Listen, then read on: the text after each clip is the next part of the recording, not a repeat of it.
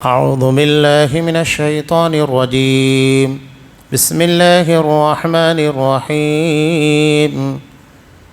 الذين يتربصون بكم فإن كان لكم فتح من الله قالوا ألم نكن معكم وإن كان للكافرين نصيب قالوا ألم نستحوذ عليكم ونمنعكم من المؤمنين فالله يحكم بينكم يوم القيامة ولن يجعل الله للكافرين على المؤمنين سبيلا. إن المنافقين يخادعون الله وهو خادعهم وإذا قاموا إلى الصلاة قاموا كسالى يراءون الناس ولا يذكرون الله إلا قليلا مذبذبين بين ذلك لا إله هؤلاء ولا إله هؤلاء ومن يضلل الله فلن تجد له سبيلا. يا أيها الذين آمنوا لا تتخذوا الكافرين أولياء من دون المؤمنين أتريدون أن تجعلوا لله عليكم سلطانا مبينا. إن المنافقين في الدرك الأسفل من النار ولن تجد لهم نصيرا إلا الذين تابوا وأصلحوا واعتصموا بالله وأخلصوا دينهم لله فأولئك مع المؤمنين وسوف يؤتي الله المؤمنين أجرا عظيما. ما يفعل الله بعذابكم إن شكرتم وآمنتم وكان الله شاكرا عليما.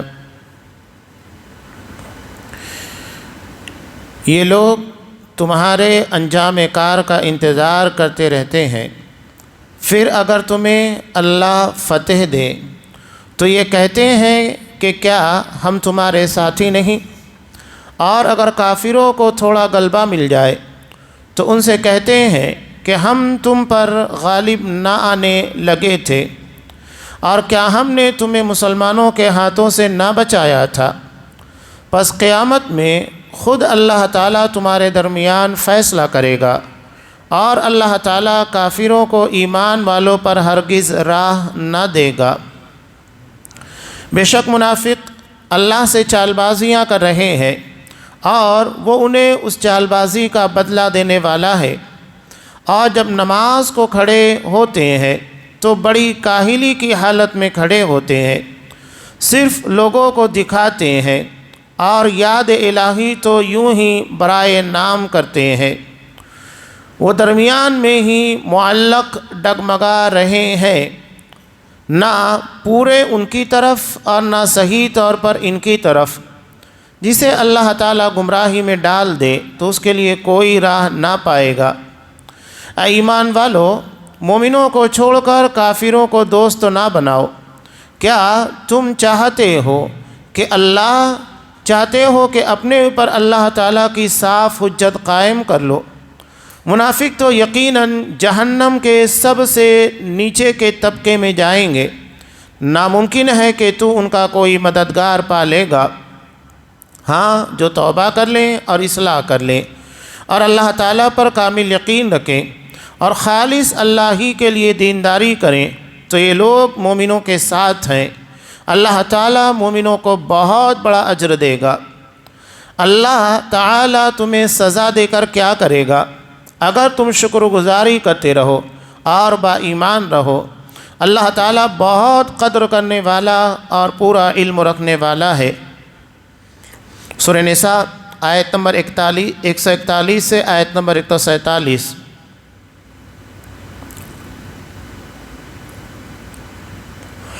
محترم حاضرین، منافقین کے تعلق سے سلسلہ کلام جاری ہے۔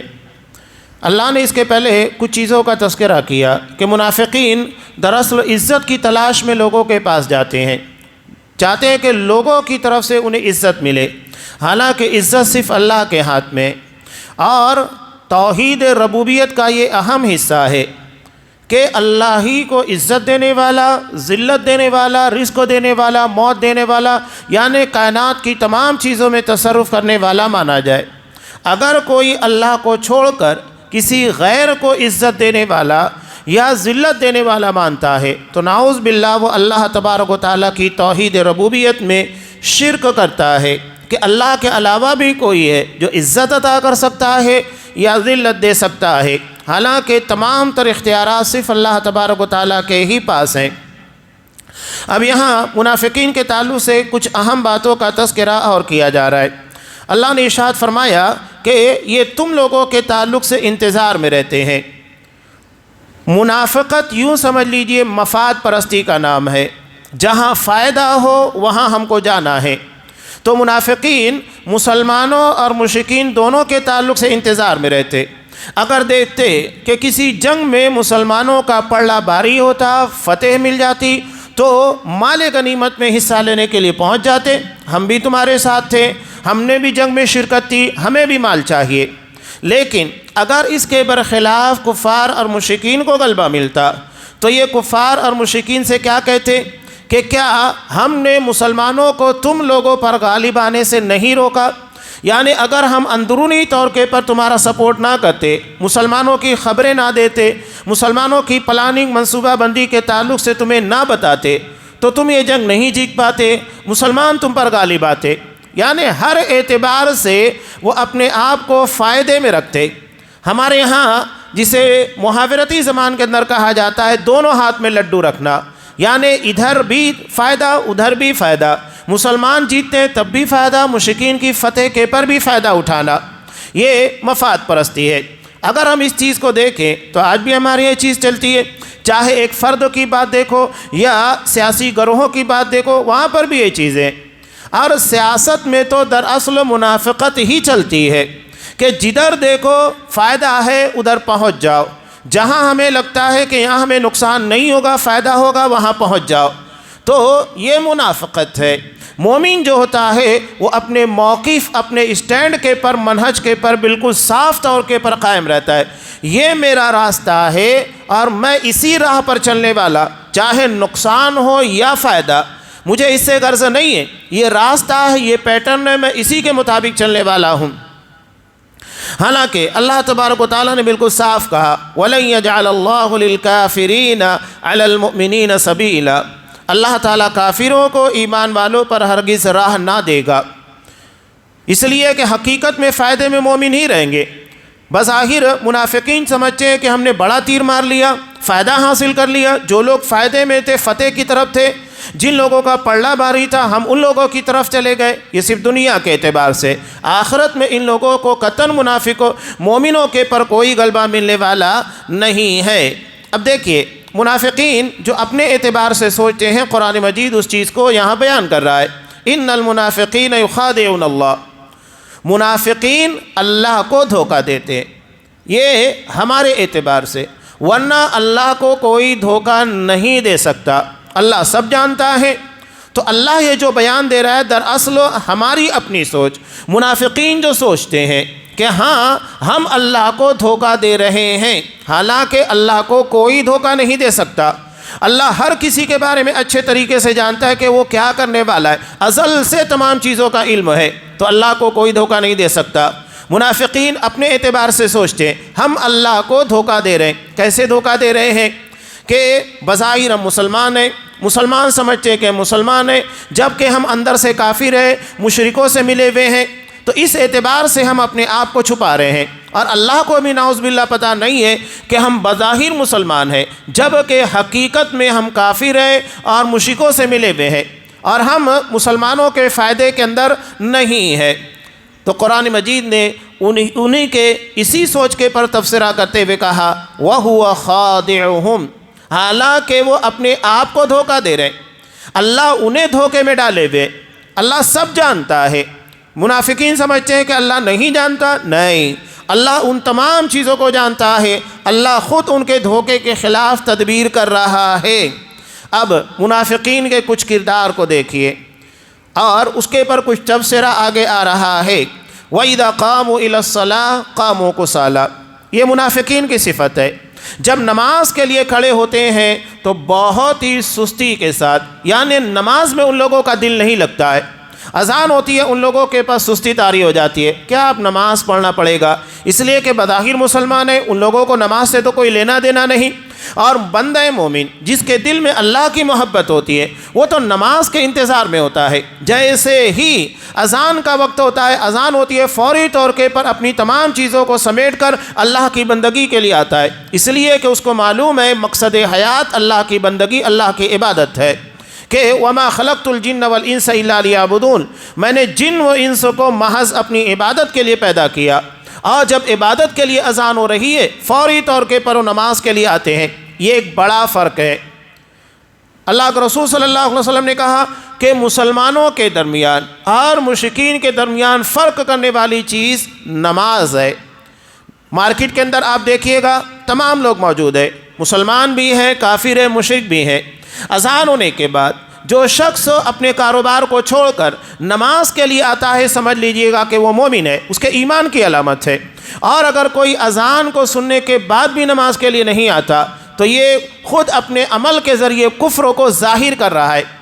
اتنا سخت بیان نماز کے تعلق سے، اور اس کے بعد بھی مسلمانوں کے اندر اتنی لاپرواہی کہ آپ صلی اللہ علیہ وسلم نے ارشاد فرمایا من ترک الصلاۃ متعمدا فقد کفر، اگر کوئی ایک نماز جان بوجھ کر چھوڑ دیتا ہے، جان بوجھ کر اسے پتہ ہے اذان ہو چکی ہے، اگر وہ سو رہا ہے الگ بات ہے، سویا رہ گیا ہے، یا سفر کی حالت میں ہے ایک الگ مسئلہ ہے، اس کے پاس کوئی عذر ہے، بیمار ہے اس کے پاس عذر ہے، کوئی عذر ہے، لیکن اگر وہ جان بوجھ کر اسے پتہ ہے کہ اذان ہو چکی ہے، نماز پڑھنا ہے، اس کے بعد بھی وہ نماز نہیں پتہ ہے تو یقیناً کافر ہے۔ اب بتائیے کہ اتنا سخت حکم، اور آپ نے کہا کہ ایمان اور کفر کے درمیان فرق کرنے والی چیز نماز ہے، اس کے بعد بھی نماز کا اہتمام نہ ہو، کتنی بڑی بدنصیبی ہے۔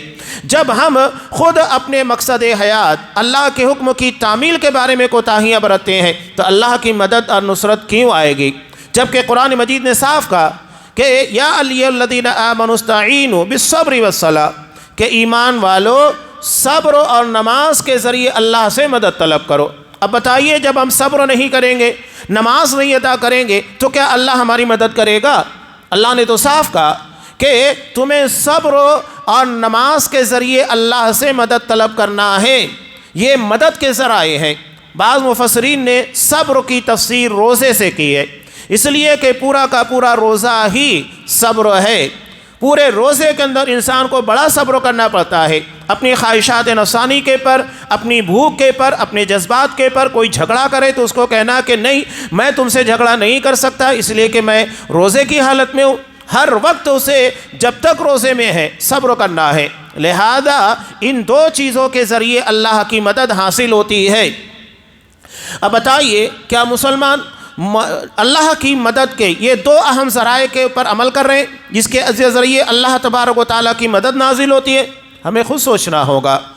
اللہ نے کہا کہ یہ دو بڑے اہم ذرائع ہیں جس سے تمہاری مدد کی جاتی ہے، لیکن ہم ان تمام ذرائع کے اوپر توجہ نہیں دے رہے تو مدد کہاں سے آئے گی؟ اللہ ہماری مدد کیسے کرے گا؟ اب یہاں منافقوں کے تعلق سے بڑے حیرت انگیز طریقے پر مسلمانوں کے لیے بات ہے کہ نبی کے زمانے میں منافقین بھی نماز ادا کرتے تھے۔ یہ بات الگ ہے کہ نماز میں سستی کیا کرتے تھے، لاپرواہی کیا کرتے تھے، لیکن نماز پڑھتے تھے۔ کوئی بھی ایسا شخص نہیں تھا جو نماز سے پیچھے رہتا، یہاں تک کہ صحابہ یہ منافقوں کو نماز میں پیچھے رہنے کی وجہ سے پہچان جاتے کہ فلاں شخص نماز میں پیچھے ہے، اس کا مطلب یہ کہ منافق ہے۔ اب اگر اس پیمانے کو جو صحابہ نے اپنایا تھا آج اگر مسلمانوں کے درمیان نافذ کر دیا جائے تو بتائیے کتنے مسلمان بچیں گے جو نفاق کی حدوں کے باہر ہوں گے؟ بہت کم بچنے والے ہیں۔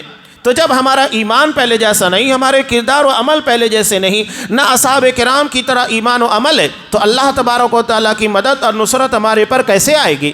ہم کیسے اور کس منہ سے اللہ تبارک و تعالیٰ سے مدد مانگیں گے؟ یہ خود سوچنے کا مقام ہے کہ منافقین بھی نبی کریم صلی اللہ علیہ وسلم کے زمانے میں نماز کا اہتمام کرتے تھے، گرچہ وہ سستی اور لاپرواہی کے ساتھ، لیکن آج کا مسلمان سستی کی بات چھوڑیے وہ نماز ہی نہیں پڑھتا ہے۔ آپ دیکھیے کہ نماز جمعہ میں مسجدیں تنگی دامہ کا شکوہ کرتی ہیں، ایسا لگتا ہے کہ مزید مسجدیں بنانا چاہیے اور جتنی مسجدیں ہیں اسے وسیع کر دینا چاہیے، مسلمانوں کو نماز ادا کرنے میں تکلیف ہو رہی ہے۔ لیکن اسی کے فوراً بعد عصر کی نماز کے وقت ایسا لگتا ہے کہ ایک صف اور دو صف کو مکمل کرنا مشکل ہو جاتا ہے۔ کتنی افسوسناک بات ہے، یعنی ایک نماز کے لیے ہم اتنے شد و مت کے ساتھ آتے، ہفتے میں صرف ایک دن کی ایک نماز کے لیے ہم مسلمان، اور اس کے بعد مسلمان ہمارا اسلام ہم سے غائب ہو گیا اور اسلام کے مطابق ہمارا طرز و عمل نہیں رہا۔ یہ بہت افسوسناک بات۔ اور اس میں بھی جمعہ کی نماز کے اندر بھی ہوتا یہ کہ لوگ اکثر اخیر وقتوں میں آتے ہیں، جب خطیب اپنا خطبہ ادا کر کے مکمل کرنے کے بعد نماز کی طرف بڑھتا ہے۔ حالانکہ آپ صلی اللہ علیہ وسلم نے کہا کہ جب امام خطبہ دینے کے لیے منبر کے پر تشریف لاتا ہے تو فرشتے رجسٹر کو بند کر دیتے ہیں، یعنی اب اسے حاضرین میں شمار نہیں کیا جائے گا، جمعہ کی فضیلت ملنے والی نہیں ہے۔ جیسے ہی خطیب منبر کے پر تشریف لاتا ہے رجسٹر بند ہو جاتا ہے۔ اب جو لوگ بھی آتے ہیں ابسینٹ ہے، انہیں غیر حاضروں میں شمار کیا جاتا ہے، گرچہ انہیں نماز پڑھنا ہے، خطبہ سننا ہے، لیکن اس کے باوجود وہ غیر حاضر لوگوں میں شمار کیے جائیں گے، وہ حاضرین میں شمار نہیں کیے جائیں گے، فرشتے رجسٹر کو بند کر دیتے ہیں۔ تو یہ منافقین کے تعلق سے کہ جب وہ نماز کے لیے آتے ہیں سستی اور لاپرواہی کے ساتھ، اور آنے کے بعد کیا کرتے ہیں، یراؤن الناس، وہ لوگوں کو دکھانے کے لیے نماز پڑھتے ہیں تاکہ لوگ دیکھ لیں کہ ہاں ہم نے نماز ادا کر لی ہے اور ہمیں مسلمان سمجھے، صرف لوگوں کو دکھانے کے لیے، اللہ تبارک و تعالیٰ کی رضا کے لیے نہیں۔ ان کا مقصود دراصل لوگوں کو دکھانا ہوتا ہے کہ ہاں میں نے نماز ادا کی ہے، اللہ تبارک و تعالیٰ کو دکھانا ان کے دل، ان کی نیت میں نہیں ہوتا ہے۔ وَلَا يَذْكُرُونَ اللَّهَ إِلَّا قَلِيلًا، اور یاد الہی تو برائے نام ہی کرتے ہیں، یعنی ان کی نماز دیکھنے کے بعد آپ کو سمجھ میں آ جائے گا کہ یہ نماز ادا کر رہے ہیں تو صرف برائے نام، جس کو ہم کہتے ہیں کہ پروسیجر پورا کرنا، صرف آدمی آ کر اپنے آپ کو ہماری اپنی زبان میں کہتے ہیں اڑانا چھوڑانا، کہ ہاں بس لوگ کہیں کہ تو نے نماز ادا کر لی، لیکن وہ نماز کیسے ادا کی کوئی پتہ نہیں۔ ایسا لگتا ہے کہ کوہ ٹھوک مارتا ہے، پٹ پٹ پٹ پٹ پٹ نماز ادا کی، باہر نکل گئے۔ جبکہ صحابہ ان لوگوں کی نماز کی کیفیت کیا اور نماز اور عبادت میں احسان کیا ہے، اللہ کے رسول صلی اللہ علیہ وسلم نے اس کے دو مراتب بیان کیے۔ پہلا یہ ہے ان تعبد اللہ کأنک ترا، نماز اس طرح ادا کرو تمام عبادتوں کے لیے گویا کہ تم اللہ کو دیکھ رہے ہو، حالانکہ اللہ کو کسی نے نہیں دیکھا، لیکن کیفیت ایسی ہونا چاہیے گویا کہ ہم اللہ کو دیکھ رہے ہیں، اور اگر وہ چیز نہیں ہے اللہ تمہیں دیکھ رہا ہے، اور یہ تو حقیقت ہے۔ اللہ تبارک و تعالیٰ اپنے تمام بندوں کا نگراں ہے اور ان کے تمام امور کے پر، یہاں کے دل کے دھڑکنوں کے پر بھی اس کے اختیارات ہیں، اس کا علم ہے، یہ کیفیت ہونا چاہیے۔ حضرت امام بخاری رحمۃ اللہ علیہ ایک مرتبہ نماز ادا کر رہے تھے، نماز ادا کرنے کے بعد یہ نفل نماز تھی، اپنے شاگردوں سے کہا کہ میری پیٹھ میں دیکھو لگتا ہے کہ کسی چیز نے کچھ کاٹا ہے۔ تو ان کے شاگردوں نے جب ان کے لباس کو اٹھا کر دیکھا تو کئی جگہ کے پر بچھو نے ڈنک مارا تھا۔ تو کہا کہ امام صاحب آپ نے نماز توڑ کیوں نہیں دی، بچھو نے آپ کو کئی جگہ ڈنک مارا۔ کہا کہ میں ایک ایسی سورہ پڑھ رہا تھا کہ اس سورہ کو مکمل کیے بغیر میں نماز کو ختم نہیں کر سکتا تھا۔ یہ کیفیت، صحابہ نماز کی حالت میں تیر لگ جاتا تو تیر لگنے کے باوجود نماز نہیں چھوڑا کرتے تھے، یہاں تو کچھ بھی نہیں ہے، اس کے باوجود ہماری نماز دیکھیے، نماز میں ہلنا ڈولنا، حرکتیں کرنا، ایسا لگتا ہے کہ نماز اللہ تبارک و تعالیٰ کی طرف جی لگا کر نہیں ادا کی جا رہی ہے، بس ایک رسم ہے، آ کر ادا کرنا ہے، چلے جانا ہے، تاکہ لوگ ہم کو نمازی کہیں، کوئی ہمیں یہ نہ کہے کہ تم نے نماز ادا نہیں کی ہے۔ تو نماز ایسے پڑھو جو واقعتاً دیکھنے کے بعد لگے کہ نماز اللہ تبارک و تعالیٰ کی طرف دل لگا کر ادا کی گئی۔ تمام نمازی کامیاب نہیں ہوں گے۔ اللہ تبارک و تعالیٰ نے کن نمازیوں کی کامیابی کے بارے میں کہا، قد افلح المؤمنون الذین هم فی صلاتهم خاشعون، وہی نمازی کامیاب ہوں گے، وہی مومن کامیاب ہوں گے جو اپنی نمازوں میں خشوع کا اہتمام کرتے ہیں۔ خشوع کا مطلب کیا ہے؟ مکمل طریقے سے اللہ کی طرف دھیان دے کر نماز ادا کرنا، مکمل توجہ اللہ کی طرف ہونا چاہیے۔ یہ نہیں کہ آپ نماز ادا کر رہے ہیں اپنا حساب و کتاب جاری ہے، یا کسی مسئلے کے بارے میں غور و فکر کر رہے ہیں، یا کوئی الجھن ہے جس کی جانب آپ لوگ الجھے ہوئے ہیں، نہیں، جب نماز کے لیے آؤ تو تمام چیزیں ختم ہو جانا چاہیے، مکمل توجہ اللہ کی طرف ہونا چاہیے، یہی ہمارا مقصد حیات ہے۔ اب یہاں نفاق کے تعلق سے ایک بات یاد رکھیے گا، یہ عربی زبان کا لفظ ہے، اور عربی زبان میں نفق سرنگ کو کہتے ہیں، یعنی ایک راستے سے سرنگ جو کہ آپ دیکھیں پرانے زمانے کے اندر بنائی جاتی تھی، زمین کو کھود کر پہاڑوں کے اندر جو راستے بنائے جاتے ہیں اس کو سرنگ کہا جاتا ہے۔ تو اسی طرح منافق ہوتا ہے، اسی سے بنا ہے منافق، یعنی جس کے دل کے اندر ایمان جاگزی نہیں ہوا بلکہ اس راستے سے داخل ہوا، دوسرے راستے سے باہر ہوا۔ جیسا کہ ہم اپنی زبان کے اندر کہتے ہیں سنی انسنی کرنا، سننے کے بعد بھی اس کے پر توجہ نہیں دینا، یا ایک کان سے سننا دوسرے کان سے اڑا دینا، یہ ہماری اپنی زبان میں اس طرح کی باتیں ہوتی ہیں۔ تو منافق بھی دراصل وہ ہوتا ہے کہ جو اپنے دل میں ایمان کو داخل تو کرتا ہے، زبان سے کلمہ پڑھتا ہے، لیکن داخل ہونے کے بعد ایمان دوسرے راستے سے باہر نکل جاتا ہے، اس کے دل کے اندر اپنی جگہ نہیں بنا پاتا، وہ وہاں پر ٹھہر نہیں پاتا، اس کے دل کے اندر رک نہیں پاتا، تو یہ منافق ہوتا ہے۔ نفاق دو طریقے کا ہے، ایک ہے اعتقادی۔ اعتقادی کا مطلب کیا ہے؟ یعنی جو بظاہر مسلمان ہوتا ہے، کلمہ پڑھ لیتا ہے، لیکن حقیقت میں مسلمان نہیں ہوتا، نہ وہ اللہ کو مانتا ہے، نہ رسول اللہ صلی اللہ علیہ وسلم کو مانتا ہے، نہ قرآن کو مانتا ہے، یعنی ایمان کی کوئی چیز اس کے اندر نہیں ہوتی ہے، بظاہر صرف زبان سے اسلام قبول کرتا ہے، جیسا کہ نبی کریم صلی اللہ علیہ وسلم کے زمانے کے منافقین تھے، اور قیامت تک ایسے منافقین رہیں گے۔ یہ بات الگ ہے کہ منافقین کے تعلق سے اللہ کے رسول صلی اللہ علیہ وسلم کو بتایا گیا کہ فلاں منافق ہے، لیکن آپ نے حضرت حذیفہ رضی اللہ تعالیٰ عنہ کو نام لے کر بتانے کے بعد بھی منع کر دیا کہ ان لوگوں کے بارے میں لوگوں کو ظاہر نہ کیا جائے کہ فلاں منافق ہے، ظاہری طور پر جو چل رہا ہے اس کے پر ہمارا حکم ہوگا، کس کے دل میں کیا ہے ہم اس کے مکلف نہیں ہیں۔ آپ صلی اللہ علیہ وسلم نے صاف کہا کہ ہمیں لوگوں کے دلوں کے بارے میں نگراں نہیں بنایا گیا۔ آج ہمارے یہاں لوگ بڑے دھڑلے کے ساتھ فیصلہ کرتے ہیں، ارے اس کے دل میں یہ ہے، اس کی نیت خراب ہے، کیوں کہتے ہیں؟ کیا ہم کسی کے دل کے بارے میں جھانک کر دیکھتے ہیں کہ ہاں اس کے دل میں کیا چل رہا ہے، اس کی سوچ کیا ہے؟ ٹھیک ہے، عمل کے اعتبار سے جو چیزیں ہیں ظاہر ہو جاتی ہیں، ہم اس کے پر فیصلہ کر سکتے ہیں، بول سکتے ہیں، لیکن کسی کی نیت اور ارادوں کے بارے میں ہم بات نہیں کر سکتے، منع کیا گیا ہے۔ اللہ کے رسول خود کہہ رہے ہیں کہ اللہ نے مجھے کسی کی نیت اور کسی کے دل میں جھانکنے کے بارے میں مسیطر بنا کر، نگراں بنا کر نہیں بھیجا۔ جب یہ نبی نہیں کام کر سکتا تو ہمیں اجازت کہاں ہے؟ آج ہم دھڑلے کے ساتھ لوگوں کے بارے میں بڑے بڑے فیصلے کرتے ہیں، ارے وہ تو منافق ہے، ارے وہ تو دکھانے کے لیے ایسا کر رہا ہے، کیوں کہہ رہے ہیں؟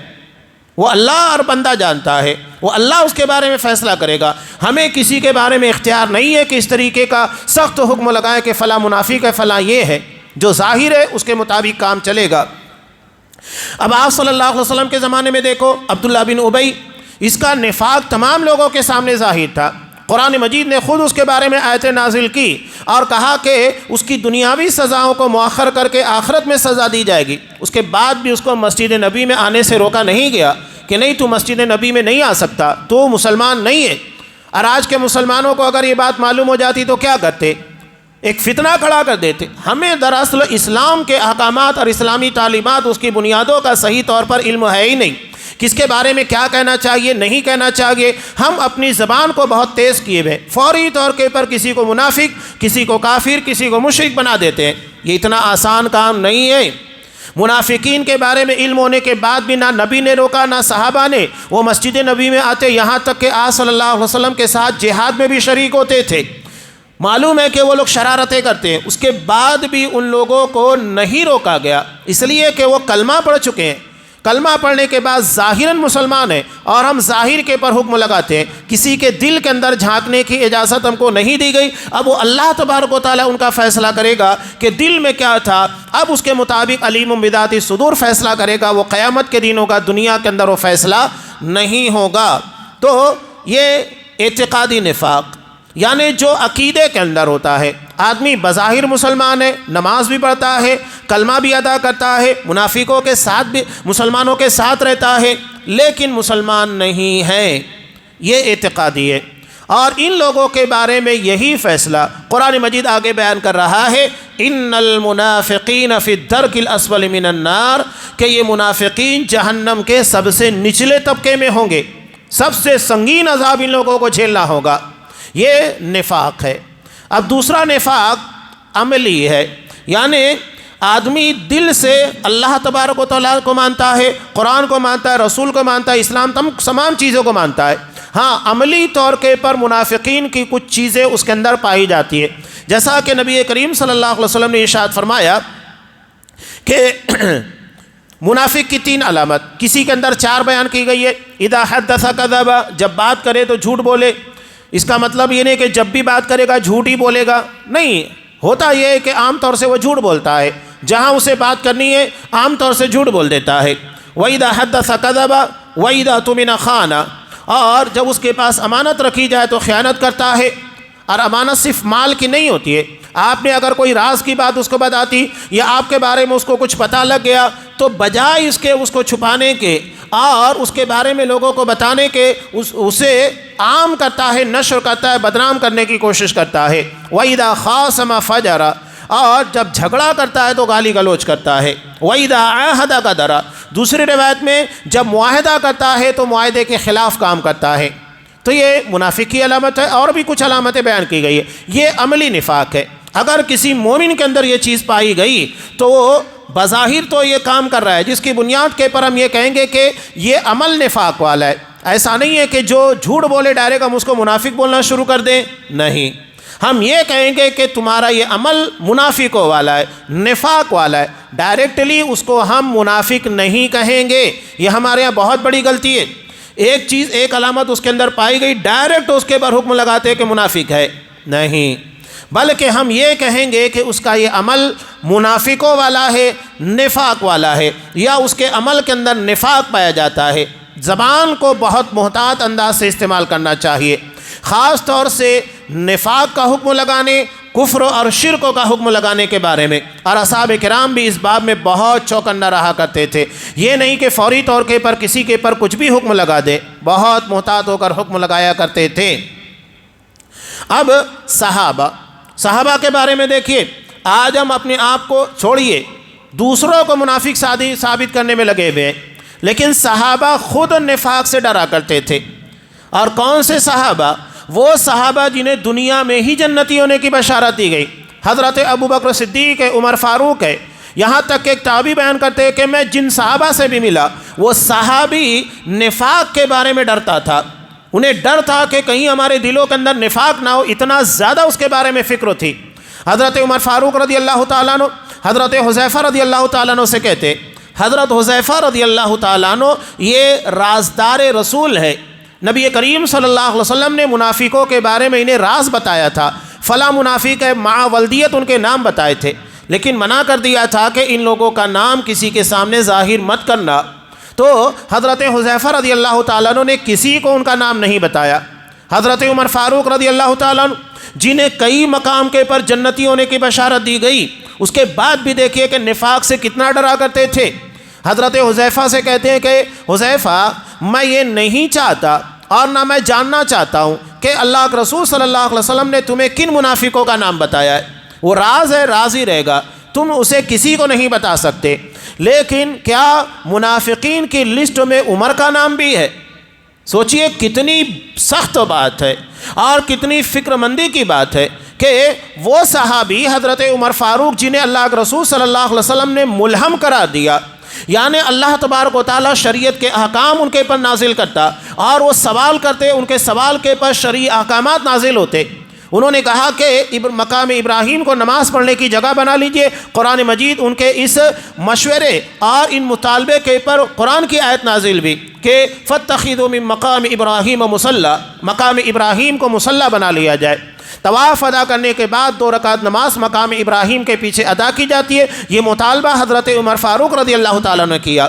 حضرت عمر فاروق نے شراب بندی کے بارے میں مطالبہ کیا، قرآن مجید کی آیت شراب بندی کے تعلق سے نازل بھی۔ حضرت عمر فاروق نے مومنہ عورتوں کے تعلق سے پردے کا مطالبہ کیا تو پردے کی حجاب کی آیتیں ان کے مطالبے کے پر نازل بھی۔ کتنے مطالبات ہیں، اتنی بڑی شخصیت، کئی مقام کے پر انہیں جنتی ہونے کی بشارت دی گئی، اللہ کے رسول صلی اللہ علیہ وسلم نے کہا کہ جس راہ اور جس گلی سے عمر کا گزر ہوتا ہے شیطان وہ راستہ تبدیل کر لیتا ہے. یہ شخصیت، یہ مقام.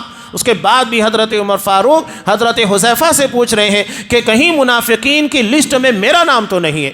یہ ہے صحابہ کا ڈر اور خوف. اور ہم کیا، ہمارے ایمان اصحاب کرام کے ایمان کے مقابلے میں ہمارے ایمان کی کیفیت کیا ہے؟ ہر کوئی اچھے طریقے سے جانتا ہے، بولنے کی ضرورت نہیں ہے. لیکن ہم اپنے آپ کو بہت پکا مومن، بہت سچا مومن، دوسروں کے پر نفاق کا حکم لگانے والے، دوسروں کے پر شرک کا حکم لگانے والے دھڑلے کے ساتھ، اپنے آپ کی صحیح طور کے پر فکر نہیں، اپنے ایمان کے اندر مضبوطی نہیں ہے، ہم دوسروں کے پر اتنی سختی کے ساتھ اور بغیر کسی سوچ اور علم کے فتویٰ دینے والے، یہ دراصل جہالت ہے. مومن جتنا زیادہ علم حاصل کرے گا، شریعت کے بارے میں جتنا زیادہ آگاہی ہوگی، اتنا زیادہ وہ حکم لگانے کے معاملے میں چوکنا رہے گا، بہت محتاط رہتا ہے. حضرت عبداللہ ابن مسعود رضی اللہ تعالیٰ عنہ کہتے ہیں کہ اگر کوئی ہم سے حلال و حرام کے بارے میں فتویٰ پوچھ لیتا تو ہمارے رونگٹے کھڑے ہو جاتے تھے کہ کہیں ہم کوئی غلط مسئلہ نہ بیان کریں، ہم سے کوئی غلطی نہ ہو جائے. اس قدر ڈرا کرتے تھے.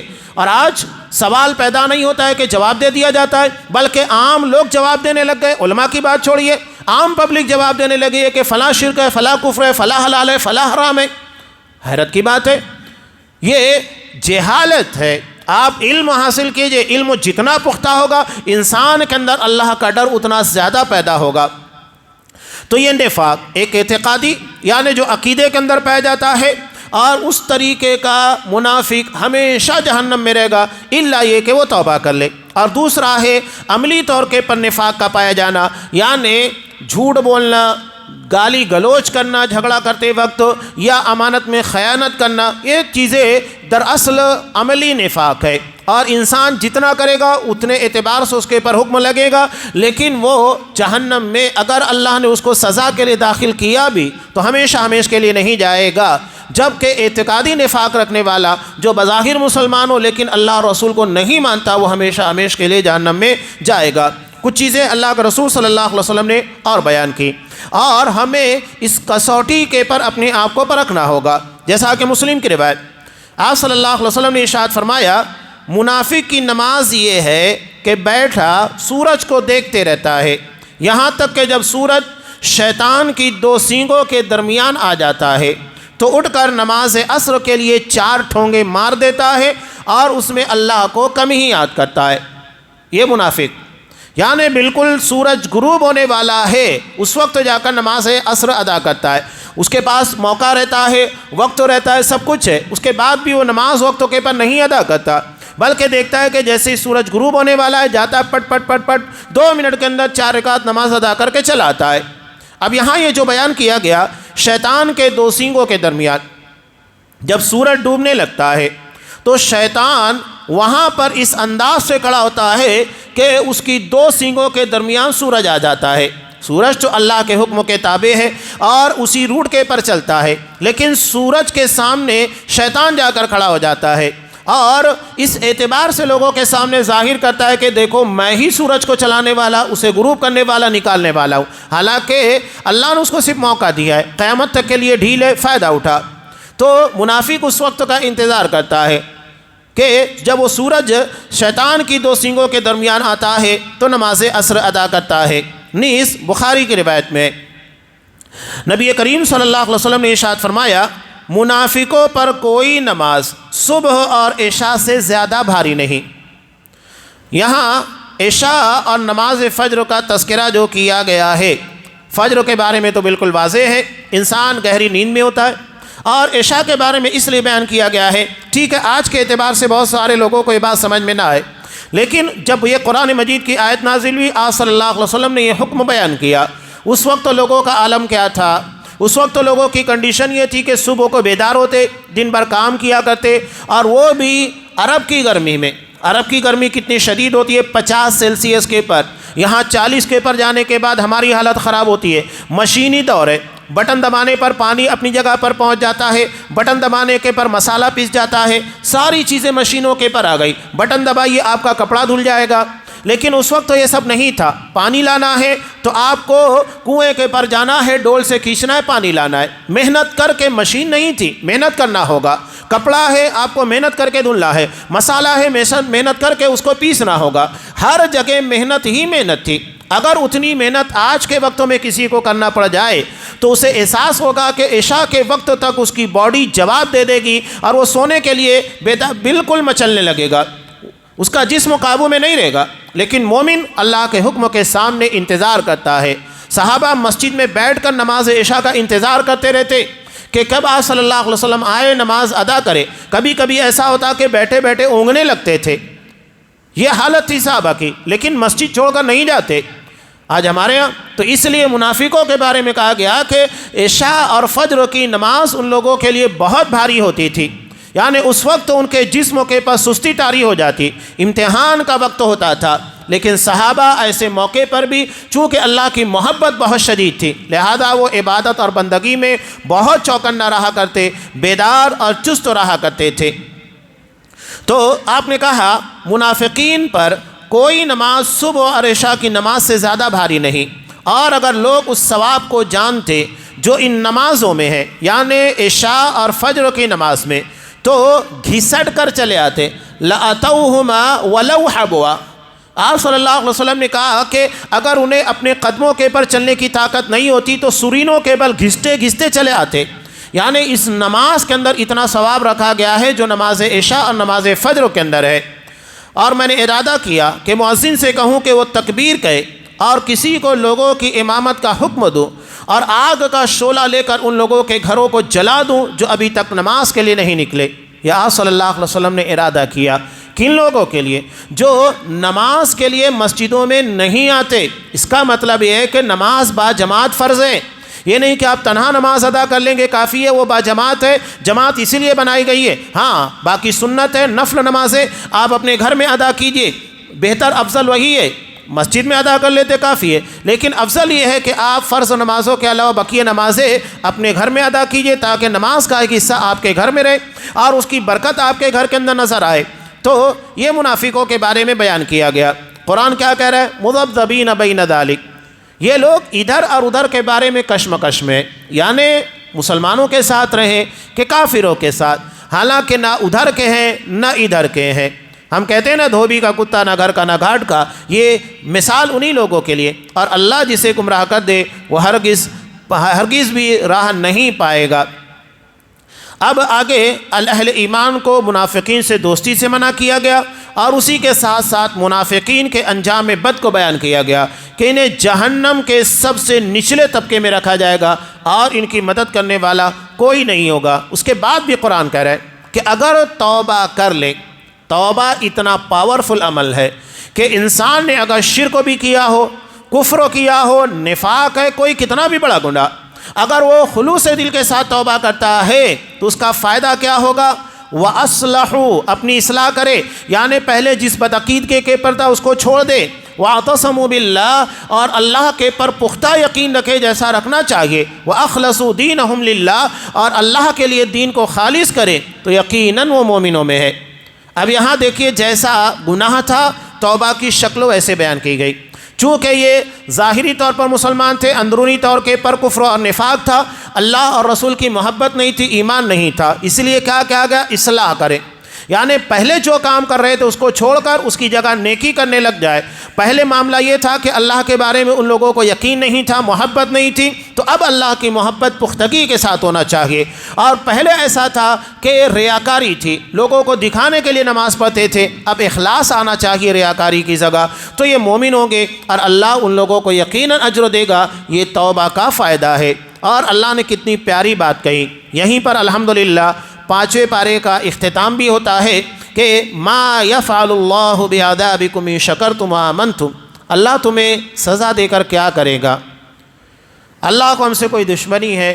نہیں، وہ تو بہانے تلاش کرتا ہے اپنے بندوں کو بخش دینے کے، معاف کرنے کے۔ اب سوچئے کہ نبی کریم صلی اللہ علیہ وسلم نے جو حدیث بیان کی، اس سے بڑھ کر اللہ کے رحم و کرم کی مثال کیا ہو سکتی ہے کہ ایک فاحشہ بدکار عورت جس نے اپنی پوری زندگی بدکاری کے اندر گزاری، اب اس نے سفر کی حالت میں ایک جگہ دیکھا، اسے پیاس لگی تو اس نے پانی پیا، اسی جگہ کے پر ایک کتا پیاس کے مارے تڑپ رہا تھا، تو اسے لگا کہ ہاں جس طرح مجھے پیاس کی شدت لاحق ہوئی ہے، مجھے پیاس لگی ہوئی ہے، اس جانور کو بھی لگی ہوئی ہے، تو اس نے اپنا چرمی موزہ اتارا اور اس کے اندر پانی بھرا اور اس کے ذریعے اس کتے کو پانی پلا دیا۔ اللہ کو اس کا یہ عمل، رحم و کرم کا یہ جذبہ اتنا بھا گیا کہ اس عمل کی بنیاد کے پر اللہ نے اس کو معاف کر دیا۔ یہ اللہ بہانے تلاش کرتا ہے کہ کہاں میرے بندے کو معاف کرنے کا موقع ملے معاف کرو۔ اللہ نے وہی بیان کیا، اللہ تمہیں عذاب دے کر کیا کرے گا؟ اگر ہم شکر گزار اور ایماندار بن جائے تو اللہ ہمیں عذاب نہیں دے گا۔ اگر اللہ کا عذاب ہم پر آ رہا ہے تو اس کا مطلب ہے ہمارے اندر ناشکری پائی جاتی ہے اور ایمانی کمزوری ہے۔ یہ دو اہم سبب ہے اللہ کے عذاب کے نزول کی، اور آج آپ دیکھیے کہ وہ چیزیں ہمارے یہاں پر ہے۔ ناشکری ہے عورتوں کے اندر تو پائی جاتی ہے، مردوں کے اندر بھی۔ جہاں آپ کسی سے کاروبار کے بارے میں پوچھو، ارے پہلے جیسا نہیں ہے، تو آپ کہاں پہلے جیسے؟ آپ کا ایمان کہاں پہلے جیسا ہے؟ جیسا ایمان جیسا عمل ہونا چاہیے کہاں ہے؟ جو جب آپ اللہ پر ویسا ایمان نہیں رکھتے، ویسا عمل نہیں کرتے، تو اللہ آپ کے رزق میں برکت کیوں دے گا؟ بالکل واضح بات ہے۔ ناشکری جگہ جگہ آپ کو ملے گی۔ ہاں دیگر مواقع پر دیکھیے خوب دھوم دھڑاکے کیے جائیں گے، شادی بیاہ کے مواقع پر اور دیگر مواقع کو خوب دھوم دھام کیے جائیں گے، لیکن جہاں قربانی کی بات آتی ہے یا اللہ کی راہ میں خرچ کرنے کی، سارے لوگوں کی جیبوں کے اندر پیسے ختم ہو جاتے ہیں۔ آج ہم موبائل استعمال کرتے ہیں ہزاروں روپے کے، لیکن جانور قربانی کرنا ہے جس میں 2-5 ہزار روپے لگتے ہیں، ایک حساب لے لیجئے، کوئی مسئلہ نہیں ہے۔ نہیں کریں گے یار، حالات بہت خراب ہے، کاروبار ٹھیک نہیں ہے۔ موبائل کا ریچارج آپ مہینے میں برابر 200-250 روپے کا کریں گے، اس کے لیے آپ کے پاس ہے، انٹرٹینمنٹ کے لیے سب کچھ ہے آپ کے پاس، مہنگے سے مہنگا موبائل، لیکن قربانی کا جذبہ نہیں ہے، جبکہ ہمارے اندر وہ جذبہ ہونا چاہیے۔ ہم نے غلط جگہ کے پر مال خرچ کرنا شروع کر دیا، جس کی وجہ سے صحیح جگہ پر مال خرچ کرنے کا جذبہ ختم ہوتے جا رہا ہے۔ تو ہمیں ان جذبوں کو بیدار کرنا ہوگا جو صحیح جگہ پر خرچ کرنے کے ہوتے ہیں۔ تو اللہ وہی کہہ رہا ہے شکر گزاری اور ایمانداری، ان چیزوں کے پر عمل کیا جائے تو یہ وہ دو چیزیں ہیں جو اللہ کے عذاب کو روک دے گی۔ اللہ تبارک و تعالی ہمیں اس کی توفیق دے، اس کا شکر گزار بندہ بنائے اور ایمان کے تقاضوں کو صحیح طور پر پورا کرنے کی توفیق دے۔ آمین۔ وآخر دعوانا ان الحمد للہ رب العالمین۔